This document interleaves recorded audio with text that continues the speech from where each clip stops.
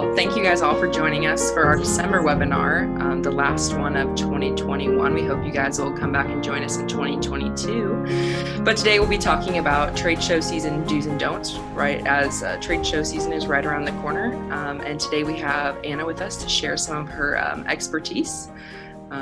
So Anna, I'll let you take the floor.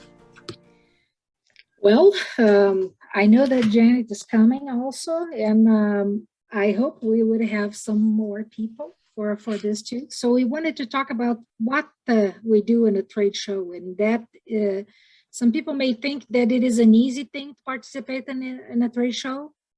First of all, it is a financial, a very, very strong financial weight on you to participate. And there are no cheap trade shows, first of all. If you are participating with a booth, depending on where your booth goes, it will make a change on how much you are going to pay for that. And I don't know if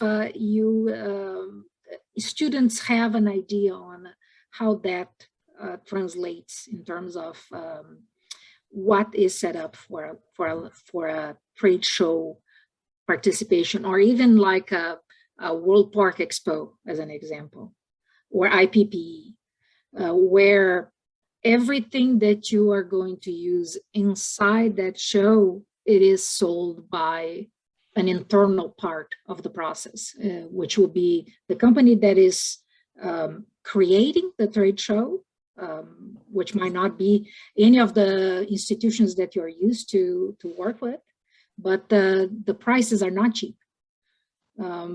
And I know that Casey has been dealing with some of these deals for some other conferences to participate with a booth or something similar.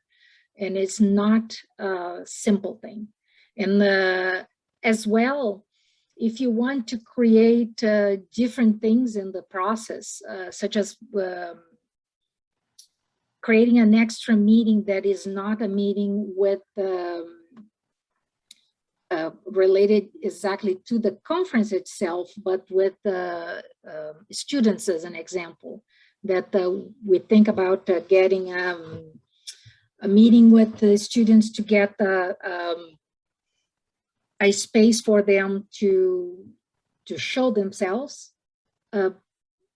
It might be accepted or not by whoever is running that show, which is not a simple thing to do. Also, you have to have a good communication, otherwise you may be broken from that process. Oh my gosh, now we are sitting. Yeah, we're like in a trade show meeting. There you go. Yeah.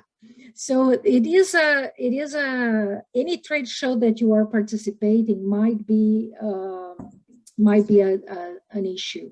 And I finally got Bob Moore to come and participate also. So he might come in soon.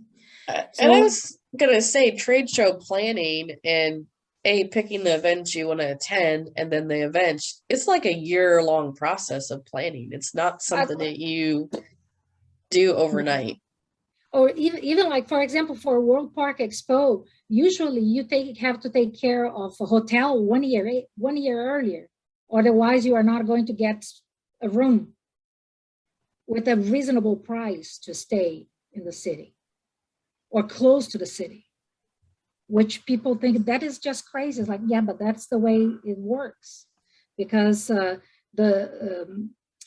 one thing most people don't realize, like even with the flights, like the tickets for flights or hotels, they'll have a certain number that will be on a lower price, and then they increase gradually.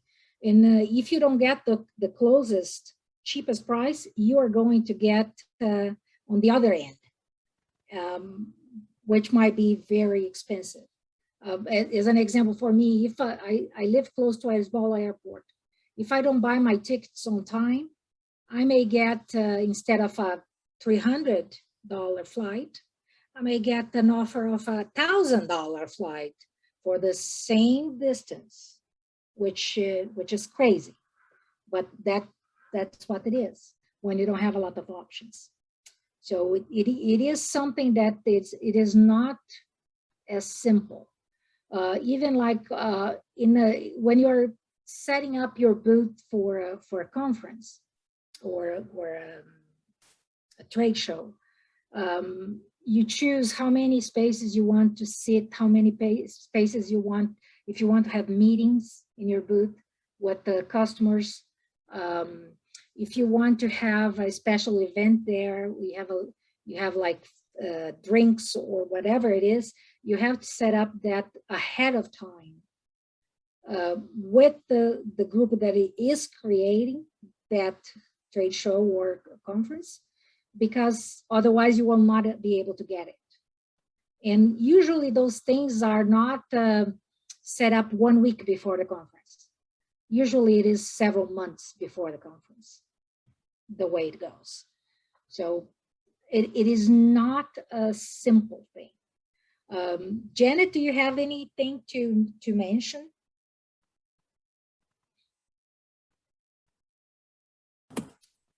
Janet has been participating on that in a long time. Yeah, I think you've hit the high points. If you are attending a trade show and you've never actually had to work one, you get an entirely different perspective. I know when I went through graduate school and would go to IPPE, it always looked so easy and effortless. And that's really the goal from the exhibitors. They want to make it as open and friendly as possible. The amount of work that sits behind that facade is incredible. And Anna has brought up the direct part as an exhibitor that you see, but that doesn't tap the whole design of the booth, as well as the manning of the booth, the theme of what will be covered. Those are all other parameters that we'll probably touch on more in the call, but those are critical to get right. Otherwise, you aren't going to achieve the goals that you want to have as a business when you go to exhibition. No, I need to borrow a few people if anybody wants to volunteer to help me. I'm struggling in that area, Janet, the planning. So I can see that Bob is in, but he is on on mute, but I cannot find how to unmute him. He's on a phone call, the 908. And I was going to say I'm trying to get on the poll, we had a few of it open, and there is quite a few on here that have not attended a trade show, and there's a few that haven't really planned a trade show. Yeah. So I think that kind of sets the stage here a little bit on discussion. Is obviously that there goes a lot into it, and that's kind of where we wanted to take this, is the do's and don'ts of trade shows. So students to realize that it's not just something you show up and have a good time at. There's a lot that goes into it. I'm curious if you guys can talk about what are your goals as vendors at a trade show. What are some key goals and then metrics, how you measure that? I would believe that most of the things that you want in a trade show, you want it to be seen by the customers that you wanted to be there, that you're expecting to be in that trade show. So the location where it is, if it is not in a well-walked location on a trade show, as an example, on a World Park Expo, if you are not in that avenue that it is the most one-walked, you have to inform your customers where your booth is going to be. So otherwise they will be walking and trying to find out where you are, which is not a good thing always. So you want it to be well located or well informed where to find. You want it to have information of your products or what are the services that you have offer in anywhere for different markets, depending on what the kind of trade show you are in. Sometimes some trade shows, they will have some kind of a promotion in your booth that you'll have, like for example, in a IPPE, they'll have a smoker or a big cooler that is a nice cooler to be kind of like people will sign in and they are going to run to get that as a present kind of in the trade show. So you wanted different things that may attract people to your booth. Of course, your customers primarily, because you wanted to talk to them. Some especially, you may have committed meetings with them during the trade show, and you might want to have a special place to have those meetings. If it is a meeting that you wanted to have to talk about the issues that they are not that open, so you wanted a closed space where you can talk and be open about the discussion that you want to have. Otherwise, it might be an open space where you can talk and not worry about what the issues that you are speaking, being listening or not. So those are some of the things that I think are important in a trade show. Anything else you think, Janet? Okay. I think for me, one of the goals that stands out for trade shows is it's all about promotion of your brand, your business, your products, and to really increase that market awareness of what you're doing and what you're offering across the different species, and reinforce any concepts or key messages that you want to put out to the marketplace. And so that can be either to existing customers or new customers. And I see Bob's unmuted himself, and I'm sure he's got some pearls of Yeah. Finally figured it out. The phone dial-in for Zoom is, let's say, less than intuitive. So pardon me for being a little late, but I was listening, and yeah, it's interesting. So trade shows in particular, I think, Janet, you said it earlier, they look easy when you're walking down the aisle because you don't really always know, unless you've been involved, what goes into them, how much work goes into them, the logistics and the planning and the nonsense. And when you get to a trade show, there's certain expectations. For us and for most companies, we try to set a few objectives before launching into it. And Anna touched on this too, right? So for this year's IPPE, we need to push the brand. The brand is a relatively unknown brand, Danisco Animal Nutrition, IFF. Not necessarily the Danisco part, but the IFF part is completely unknown to the market. And Danisco was an old name that some people are familiar with and some are not, and so on and so forth. So the brand is first and foremost for us. And then there are a key, and Janet said this as well, there are a few key products that deserve attention. So we've got some flagship enzymes, Actify Gold, and so on. So, those things get the highlights, and the strategies are, generally speaking, talked about in so much as what are the anticipated expectations for this event? What do we want to get out of it? If we have a contest like Anna talked about, are we looking for leads, or are we looking to attract attention to our booth, both, or just kind of being out there in the game, as it were. So those are things we think about. Do we want leads? Do we want new business? Are we looking to have old customers and existing customers come to us so that we can increase market share through either expanding with current customers or growing the business and letting them meet more of the team members and so on? Or is it a new customer that we need to impress? And so there's more to be done there. So those kinds of objectives are thought of in advance. And this year at IPPE, we're not seeking leads. It's not a quote unquote lead seeking opportunity, although we welcome them. But this is a face-to-face assurance that not much has changed. While the name on the door has changed, the tag and the colors, the same people and the same great products and services are available for you. So that's kind of the objectives part of it. And then visually try to make it as clean and simple to look at, pleasant to look at, and direct telegraphic in terms of your messaging, what you want to put on your booth. To have a student or a anybody that's an intern come and go through that process, I think it's eye-opening. I think they'd have an interesting time at it. I can't say that it's actually happening now, but I mean, they definitely would have an interesting time at it. So Yeah, I'd share that. that's awesome. I want to flip it a little bit and just make some comments that if you're on the other side of the coin and you're visiting vendors at a trade show, you have some clear objectives too. So I've been on both sides of the fence. I'm looking, I'll seek out existing suppliers and maybe, touch on and keep those relationships.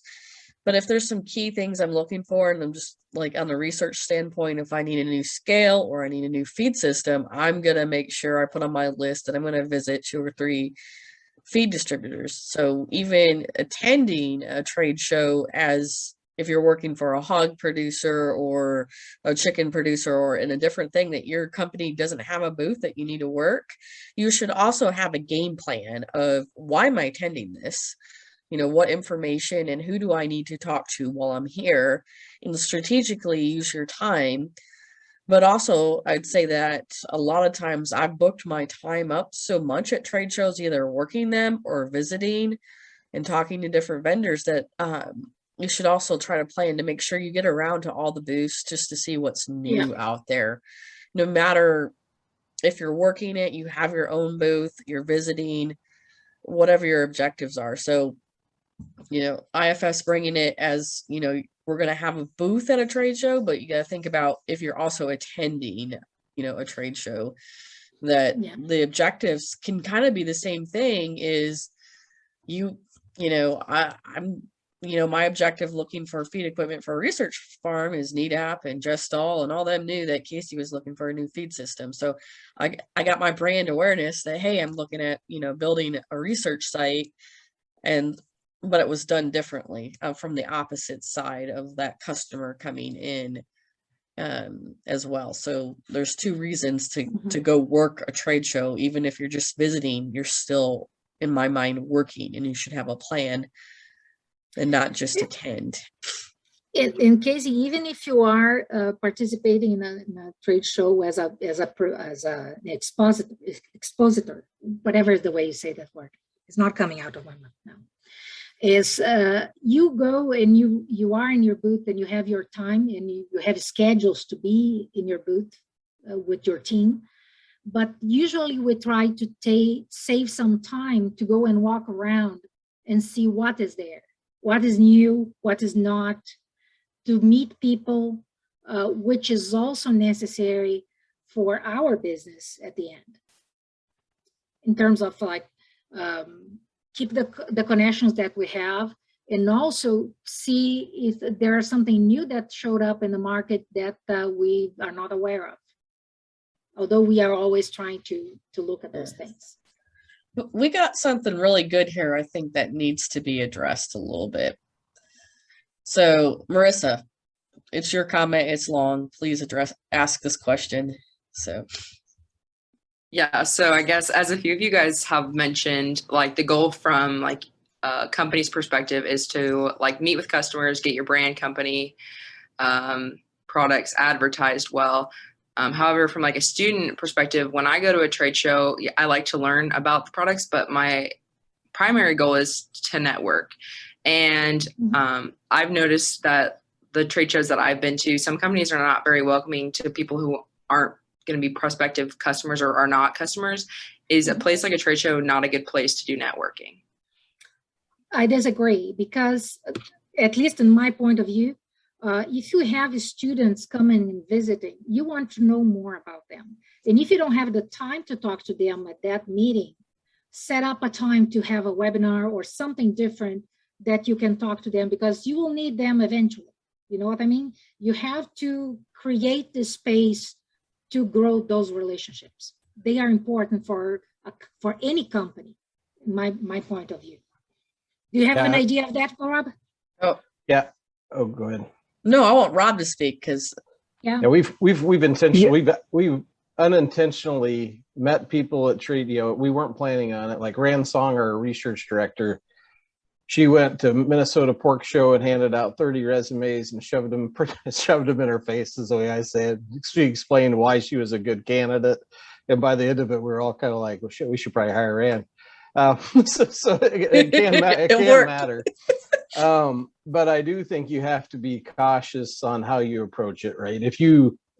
I think you got to say, well, one, you have to assume you're always a prospective customer, right? Because I don't think there's anybody on this call that has never been a customer of one another, right? I mean, I think everybody I can see, I know that like Janet, we've worked together as you've been a supplier, I've been a customer, same with, so I think you just start with that. So I wouldn't worry about, that, but I think you got to pretty quickly tell them, hey, I'm a student, or I'm in the job market, I'm looking for something, right? Because if they don't know who you are or where you're coming from, I think they can shut down the conversation, because sometimes it's possible that competitors will send more young people around to other booths to try to learn more about the companies. And so, yeah, I think it's a good networking position. I think it's better networking than like Midwest Animal Science meetings, or some of those can be too, because nobody's expecting to have a very in-depth conversation at a trade show.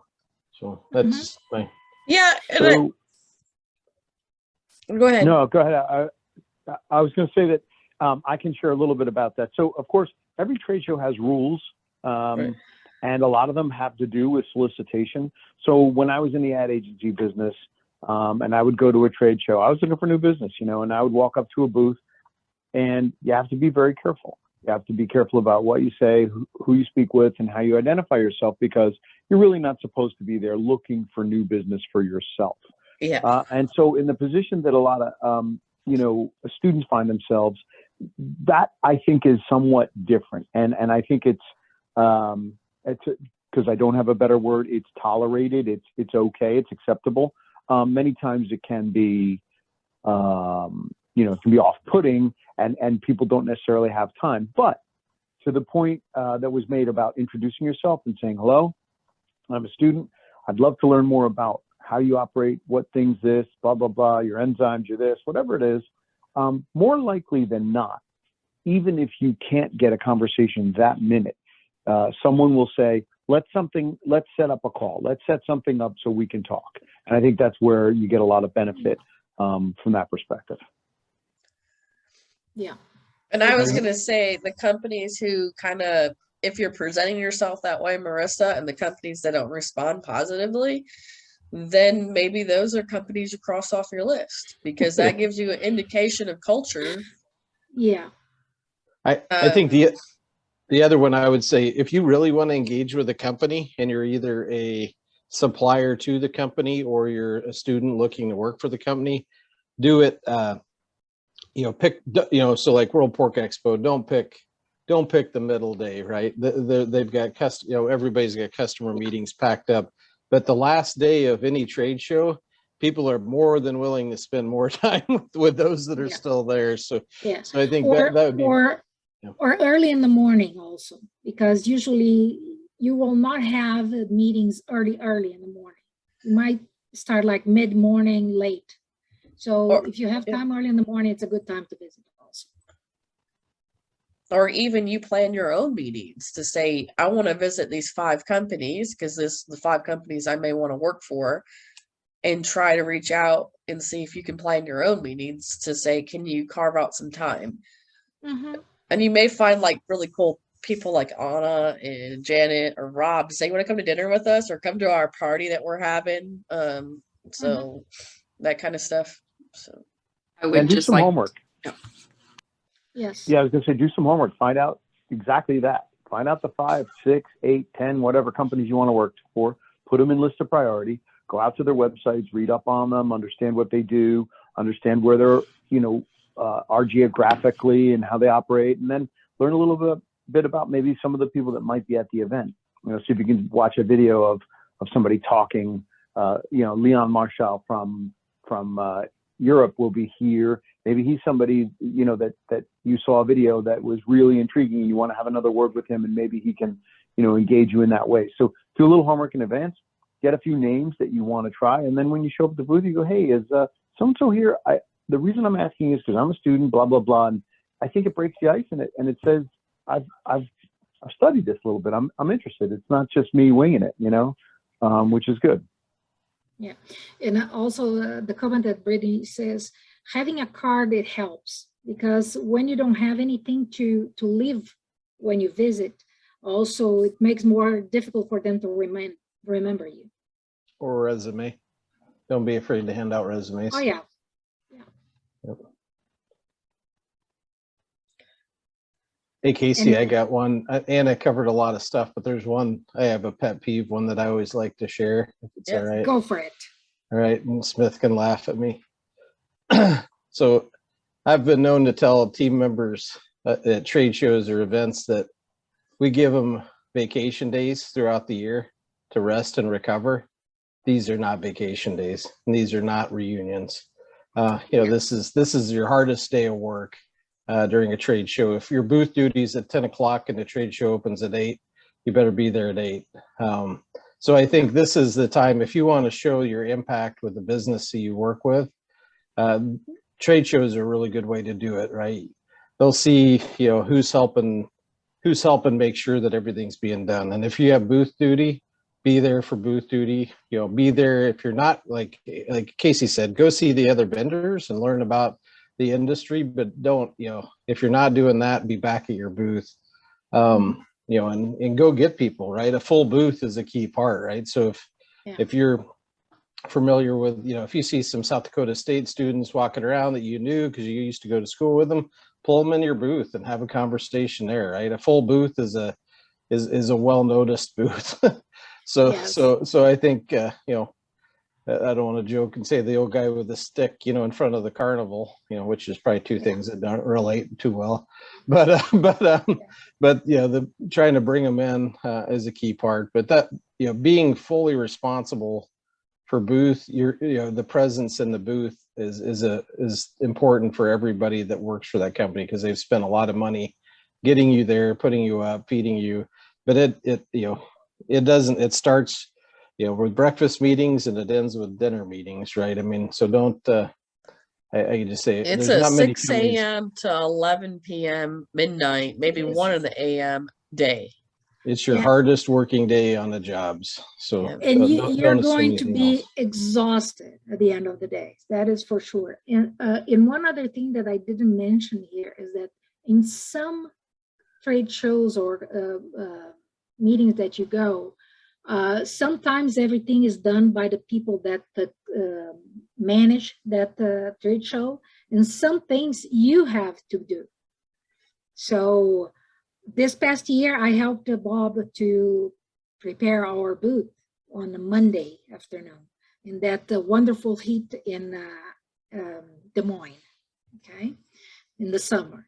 So it was an interesting thing, and it's fine. That's part of the job too, that you have to do that kind of thing too. Carry tables, chairs, separate all the boxes, wait for things that they're coming and they didn't arrive, figure out where they are. It is something that takes time, but it is part of your job too. Yeah, I would say for me, and thanks, Anna, that's absolutely correct. And you were a tremendous help at that World Pork Expo. So those are the kinds of things. It's teamwork for sure. But I will say this: there is nothing. I'm a old school advertising and marketing guy, and when I walk up to a customer booth or my booth, or in particular my booth, that maybe I'm there on behalf of a customer, and I look and I see the guys that work there who have booth duty standing around and drinking coffee and looking just disengaged. It's a pet peeve of mine. It makes me nuts. Guys sitting down on their laptops or stuck in the corner on their phones. There are opportunities to do that, no doubt. And all of us are guilty of having, checking emails and doing those kinds of things. But, to me, when you're on that trade show floor, be engaging, be available, be outgoing, be that guy that, short of a carnival barker, be that guy that, says somebody walks by and you go, hi, how are you? What brings you to the show today? And then next thing you know, you're having a conversation and they talk about something that goes, sends a bell off in your head and you go, are you the person that's responsible for that? Do you specify these products or do you do? And the next thing you know, you're either in a conversation with somebody that you didn't know before who can lead you to someone that, you've been trying to get to, or you never know. So those are the kinds of things you have to do. If you're on your phone, people walk by the booth, they look in, they see everybody engaged. They don't necessarily want to come in. You have to talk to them first. That's one of the things I would say is probably something that I believe strongly in is being out there and spending your time. And I agree with you, because when you're in the booth, if somebody comes in, you have to go and talk to them. Most people don't come and talk to you. You will go and interact with them and see what do they want, what are their intention there, or whatever it is that you wanted to talk to them. But you may find interesting people in those places also. So I think it is not a bad thing, and it will entertain your time, because if you're not doing anything when you're there, it can be pretty boring too. If you're not doing anything, you have to keep yourself going, either talking to customers or talking to people that are looking for anything that is not related to your job, but that they are there. You have to participate on that. I think that's part of being part of the trade show too. There was one question, because I got this a lot, and I'm going to give credit to Marissa. She made me buy company logoed shirts, by the way. Dress code. And I would say, we talked about the hardest day you worked. You better dress code. Those shoes better be darn comfortable. Oh, yes. So. Oh, yeah. The best investment in a trade show booth is padded carpet. Just always remember that. People will love you. Yep. We were in grass this last time, and it was a little bit fresher, I think, than being in wood, but in the World Park Expo, it was okay. Yeah, but think about what clothes you take if you go to World Park Expo. Do not go on jeans. Sorry, that is not the right clothes to be there. It is too hot. And ask your marketing director or whoever's coordinating the show, if they have not stated it, what is appropriate attire? Because a lot of times they'll say, you wear your red shirt on that day and your purple shirt on the next day and your black shirt on the next day, and you can wear khakis, right? And when they say khakis, then take full freedom to operate, whether it's golf pants that are a lot more breathable versus jeans or dress pants. Yeah, I don't remember. I think it was at Kim, and they would let us sometimes to wear shorts, like decent shorts, like knee length, which was nice in the summer, in the really hot summers. It was nice. In women, we can wear skirts also. Don't forget that part. See? The have biggest advantage. thing has to be women. Is that what you're saying? Yeah. No, you can use that if you want to. Go ahead. No, I used to work with a guy from Scotland. He was known to wear his kilt fairly often. There you go. Yeah. And I was going to say, I think we talked about this a lot through this program. How do you want to be remembered? Especially if you're there networking for jobs, how do you want to be remembered? The polished person that seems to be put well together, or the person who just rolled out of bed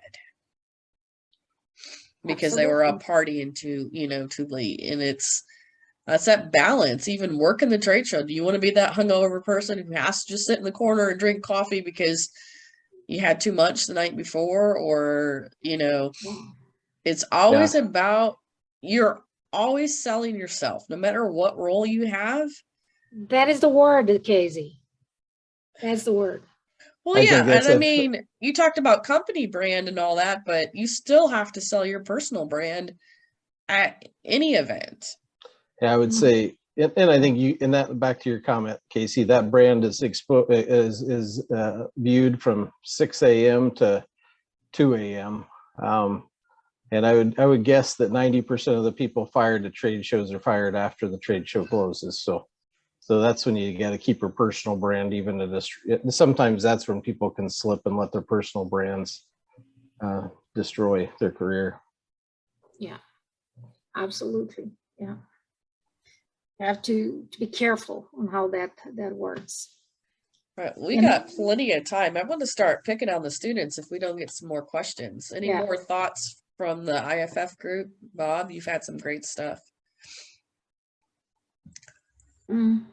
I think what Rob just said, that how you present yourself is extremely important, because at the end, you want it to be remembered by who you are. So if you have issues that you have to take care of about yourself, take care of that before you go to the trade show, not during the trade show.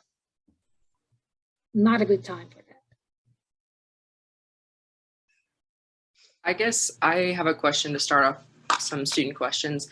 So this kind of falls back to like going up and introducing yourself. I know like a big thing at career fairs is like your 30-second or minute long like elevator pitch.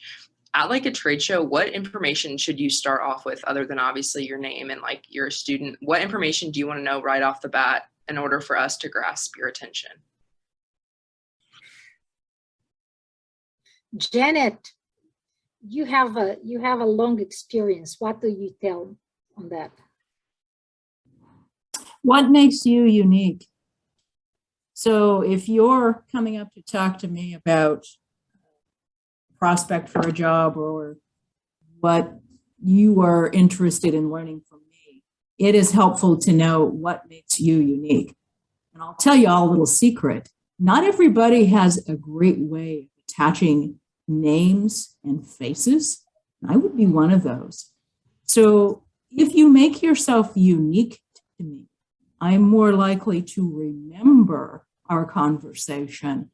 And certainly that will help you in the long term if the person you're trying to network with actually remembers the context of the conversation that you have. So I think it's important to make yourself unique or some way distinct when you walk up and talk to somebody. With that being said, like, could you provide a good example of maybe something someone has said to you that like really like popped out?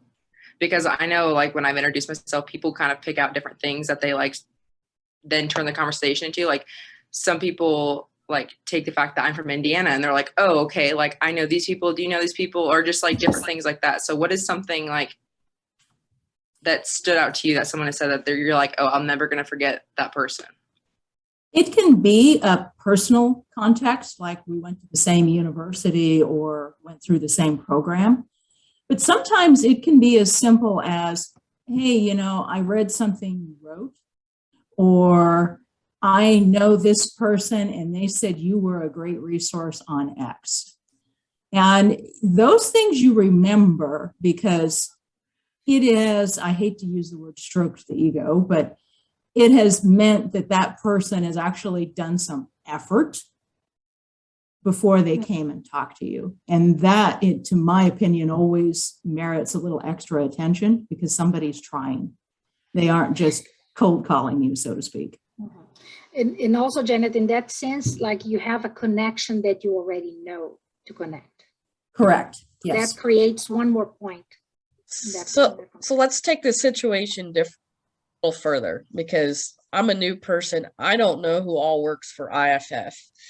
I've done my homework and I've interacted with Janet and Anna on this call. And I want to come up with you at the trade show, but there's 4 of you standing in a circle talking. And I'm not sure they all work for IFF. Well, maybe if you have matching shirts that may say, can I interrupt? How do students politely or people politely walk in to get your attention? Then, because I tend to just stand there and wait until they're done. And that sometimes doesn't work because that's like. Some people don't stop talking. Yeah. So how do you do that politely? It's always a tricky one because it depends a little bit on the personality of the people that are in that group. If it's just a group of IFF people and they're all wearing shirts and it's clear that's who they are, I would just politely walk up and say, excuse me, can you help me? I'm looking for yada, yada.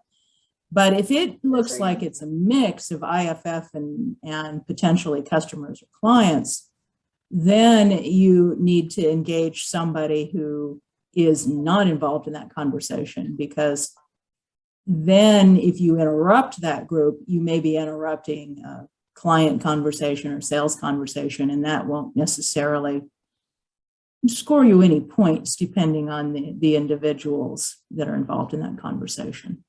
But that said, there's nothing wrong with walking up and talking to a group. Just make sure that it isn't one that looks like it's involved in business discussions. And I would recommend, if you're at a trade show and you're a student and or you're looking to go work somewhere, I would, back to brand, right? Casey might have on her brand or IFF, for Anna, I might have the NutriQuest brand on. Put your university shirt on or something. So if somebody walks up with no brand on into a conversation, I don't know necessarily how to treat it.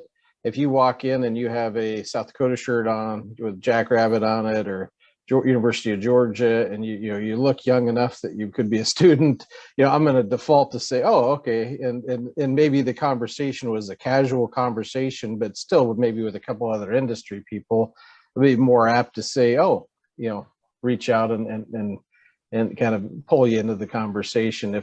If you don't have a logo on your shirt and I don't know where you're coming from, I'm going to be less apt to interrupt that conversation. So that'd be one consideration. Yeah, that's a good point. That's a good point. Yeah. And I think it is more common today. In my time, when I'm an old dirt person here, we didn't have logo shirts at all. So it's like, it's your face and that's it. So I think this helps a lot, having some kind of identification on yourself. I know with a lot of ag students too, that like at Oklahoma State, we have our own ag program, like half zips or quarter zips. And a lot of us have gotten them embroidered with our name on it. And on the other side, it says like Ferguson College of Ag. So that also helps. So they have your name and everything right there too. Yep. That's actually good. Yep. Facilitating the life. Mm-hmm. Yeah. Maybe I'll give a comment that was stated earlier. I know that, trying to schedule a meeting ahead of it might be good, but I can tell you, I know for me, I'm never going to let you schedule a meeting because I don't know about my customers. So they're always going to get a priority. So it gets a little dicey. That's where, showing up early in the morning at a trade show, if there's somebody you want to catch up with, then you can say, hey, is there an opportunity? And you can talk to them ahead of time and say, hey, I'd like to come by right away and see what your schedule looks like, and if you have time to talk. But I think, I just would warn you, that if you try to schedule something and you feel like you're not getting anywhere, that's partly why. Yeah. Well, and I mentioned they're not always going to be students, but say they're going to work for Seaboard and they're a new employee for Seaboard and they want to talk to you, kind of have that. And it's easier if you want to meet a specific person and talk about a specific topic to have that planned, that thought out. Yeah, if you said that, hey, I don't know, but I didn't know if you knew, but I'm going to work for X company, and if you have a few minutes, I wouldn't mind catching up to understand what we do together. Yeah, you'll probably get that meeting. Oh yes, that is a good step there. Oh yeah. Yeah, that's an excellent thought. If we don't know it, that's shame on us. But Absolutely, yeah. I would also put out there, though, that if it's something like IPPE, where the International Poultry Science Forum is just before that, usually if you want to get a meeting with somebody on that Monday, that's still possible because that's usually not a heavy client meeting day. So depending on the type of trade show or event that you're going to, there may still be opportunities to schedule something. You might just need to think a little bit ahead of time on how you would do that.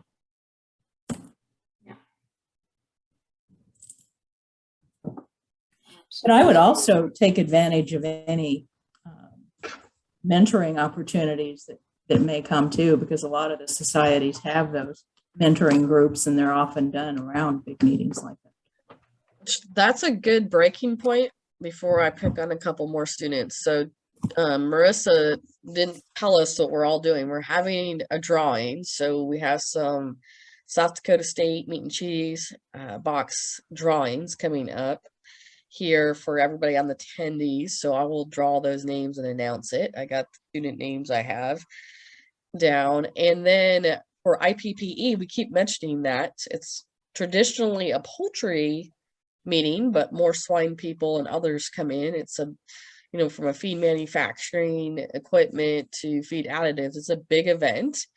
And you get all those vendors there in one place that service multiple species. And so Coffee and Careers is going to be on site at IPPE. We're going to have a booth and we're going to be offering mentoring sessions. So the lovely volunteers that we have, like, I don't know if Jim's coming to Atlanta. He's probably going to be in Iowa for Iowa pork. But I know IFF, as they talked about, is having a big booth. So we're going to have a lot of them there having different times. So if you're coming to IPPE, make sure you book a spot with one of our mentors. So that would be that one-on-one time that you can get with them. And then also, we're giving away the United Pork America's free registration for their April trade show. So it's a scientific meeting / trade show and a $500 travel scholarship. So those are some great opportunities to apply for. So that is in April. And if you sign up, I think Marissa sent out the link in the newsletter. If not, we'll get that out here after the call to sign up, and we'll send you the information of how to apply for that scholarship. So do I have any more good questions before I have to start calling names? All right, Haley, you're up. You're a different species out in Idaho. Have you been to a trade show?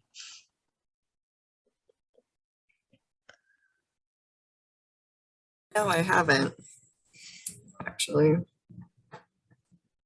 Are there any, I've not worked out west much out in Idaho. Are there any like trade shows that you're aware of out there that for your major that you would want to attend, or that are kind of the key ones?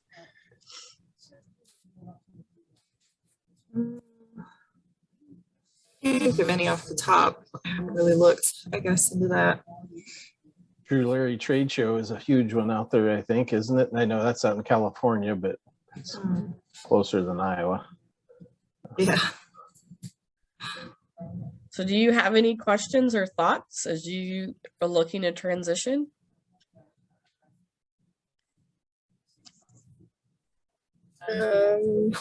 Not at the moment. Marissa, you're good. Shannon, she's on today.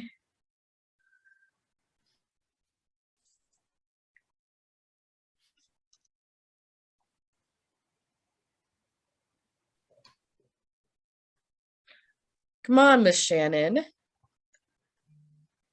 I'm trying to think of one, I promise. Don't disappoint me. Michael is a new attendee to the show. Any questions?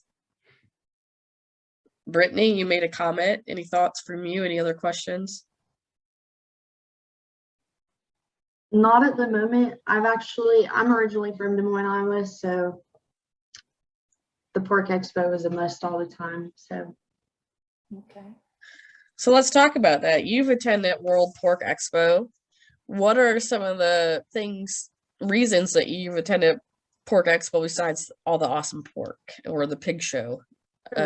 What were some of your goals attending? I don't want to say that it was mainly like grade oriented, but that was kind of a push, was like, as a lot of our ag programs we had to attend, but they set us a goal to go out there and speak to like 3 companies. And each time I wanted to like go above and beyond that goal. So I would make a list of companies before attending and just try and go and network with them and see what they were about. And then I also would try and find a new company that I had never even heard about and just kind of like caught my eye when I was there and just learn what they're about, because that's really cool to me, because no company is the same. I mean, we all are connected in a way, like we're one big weaved basket, but it was just a good experience because it helped me grow from like my freshman year versus now as I'm a senior. I definitely know how to do my elevator speech, what my brand is and who I am, and how to kind of make a niche with that company and how they stand out to me too. So it's been a really good experience. And for the companies out here, if you're looking for a very talented ag advocate, Brittany Woods is graduating in May. So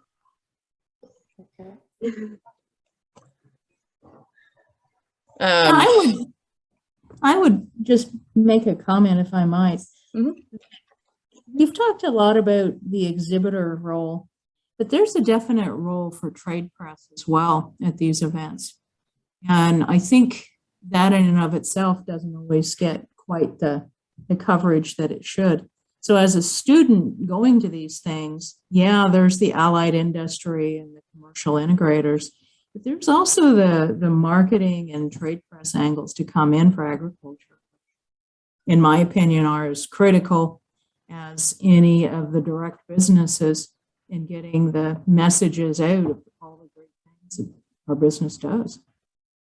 I think that in and of itself is a critical piece. And if you have an opportunity to talk to any of those reporters and folks, that's always a blessing, I think, just for your own edification, if not for theirs. Mm-hmm.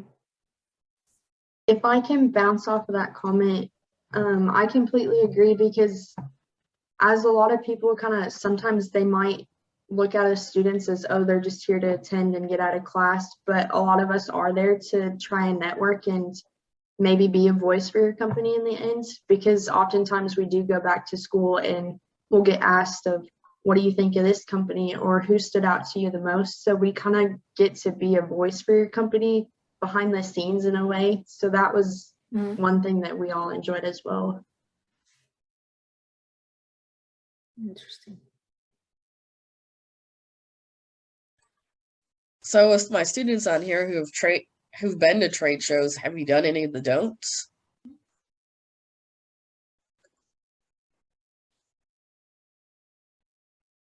I think I got pretty good students. Have you done a lot of the do's? Brittany talked about, she goes with a list.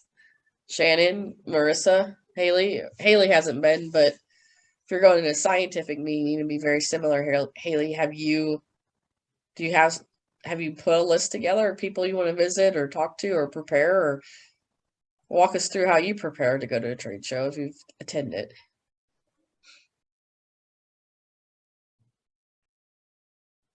So when I go, I'll use World Pork as an example. But when I go to World Pork Expo, I like to look at the trade show floor map and kind of pick my route that I'm going through.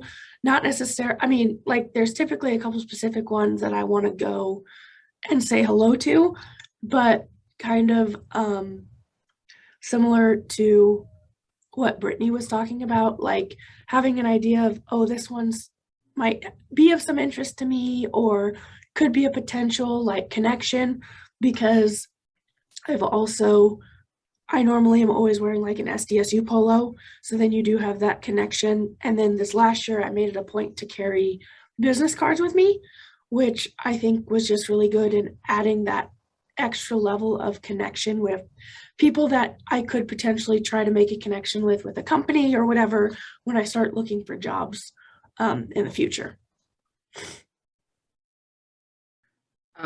I guess something else to add is not only do I try to make new connections at trade shows and events, I try to reconnect with people who I might have met at a previous trade show, or people that I've, maybe been on a webinar with, or somebody that I've seen somewhere. I just try to make that connection or refresh that connection. That I think that served me pretty well. I've definitely made some connections at trade shows that, we check in with each other all the time. They ask me how my job search is going, just things like that. So it's nice to not only make new connections, but reconnect with other people. Mm-hmm. I agree on that. It's interesting to keep that connection. Also, it keeps people interested, and they might be able even to help you to connect with people that they know that they're looking for. Yeah, that's an excellent comment. You never know who you talk to today that might be working with you tomorrow. Oh, And so absolutely. Absolutely. times to be on your Janet, best. yeah. Janet, keep your bridges. Keep your bridges. Yeah, don't burn them. Don't burn them. Ever. Yeah. I was going to say be very intentional if you do. But Oh, yes. Oh, yes. But you guys are nicer people than me, apparently. Oh, yeah. But I'll tell you, Rob, that there are some bridges that I would love to have burned, but I didn't, because it's like Janet says, you don't know what is going to happen tomorrow. Yeah. It's a survival thing more than anything else. My way of thinking.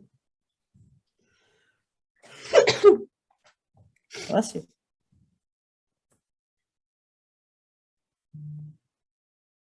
Okay.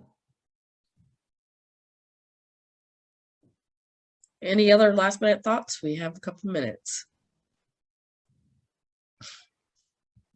Bob, from your standpoint, is he still on? Yeah, he's there. Yeah, I'm still here. No, nothing else to add. I feel like you guys covered a lot of stuff. The dress code part was interesting because I'm sitting next to boxes and boxes of stuff, swag that I ordered. So There you go. I have a love-hate with marketing people and their swag. Either like it's a great or it's awful. So Yeah. Or hey, have a 6 feet tall number 0 girl that orders clothes for shows. Does not work. I was gonna say, is that your new piece of swag, Rob? Yeah. Yeah, I'm not a fan of and it's not an anti-mask thing, but masks that choke you down, I'm not a fan of. No. These are like an inch thick. Yeah. Swag. Yeah. Well, exciting. I hope you guys can all join us. We are having some changes coming up to the lineup for next year. We're going to try to do, we've talked a lot about different things, but hopefully next year we're going to have, in January, we're going to have Working Internationally. So that's going to be kind of fun with a group that we've had that have moved their entire families to different countries. And I think that'll be exciting to hear their perspectives in January. That's coming up. And then after that, we're hoping to do some soft skill, more type of mentoring discussions. So that will benefit not only students, but professionals as well. So we're hoping to have some of that come in more, and we're coming up with new ideas. We're looking at IFF is hopefully working on a resume type of panel workshop at IPPE in Midwest Animal Science. There's a lot coming with Coffee and Careers. And so hopefully you can stay tuned and keep joining us. And there's going to be a new podcast coming out. So a lot of this content will hopefully go audio. So while you're power washing or feeding sows, Shannon, you can listen to the webinars that you missed. Yes. There you go. And other great content. So thank you, everyone. Thank you. all right. Thanks IFF, and thanks Casey. Thank you, guys. All you students, push hard, finish the semester, and enjoy Yep. your time off if you're not in grad school and you get it.